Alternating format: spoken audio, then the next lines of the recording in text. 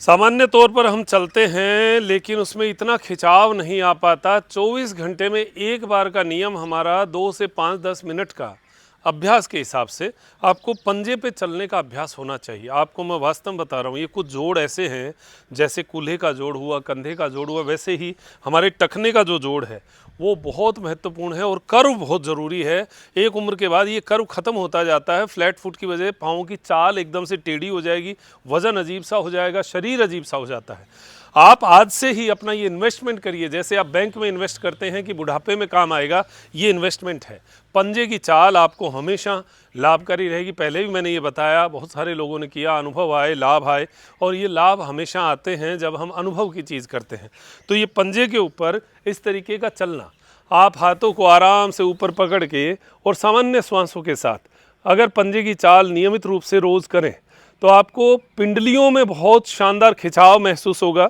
इस चाल में एक चीज़ का थोड़ा ध्यान रखें कि जब आप आगे पैर को रखें तो घुटने को एकदम पीछे की ओर खींचने की कोशिश करें। इससे आप देखेंगे कि आपकी हैमस्ट्रिंग मसल्स जो हैं वो खिंचती है, आपका जो पिंडलियां हैं उसमें पड़ी गांठें एकदम से जाती हैं, आपके तलवे में एकदम से गर्मी का आभास आता है, तलवे की जो मांसपेशियां हैं वो खींचती हैं, और जो एड़ी है उसके दर्द में भी आपको विशेष लाभ देखने को मिलेगा।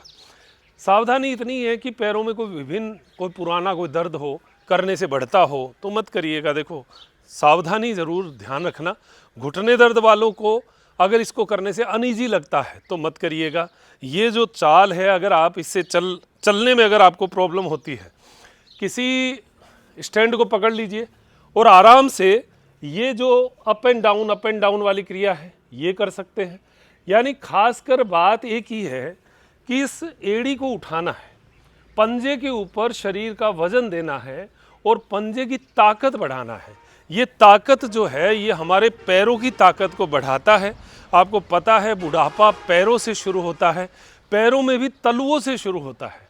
आप देखना कि किसी को चाल में अगर परिवर्तन शुरू हो चुका है, खासकर माताओं बहनों को मेनोपॉज टाइम के आसपास हार्मोन्स की जो चेंजेस आते हैं उसमें पैरों में बड़े अजीब से परिवर्तन आते हैं।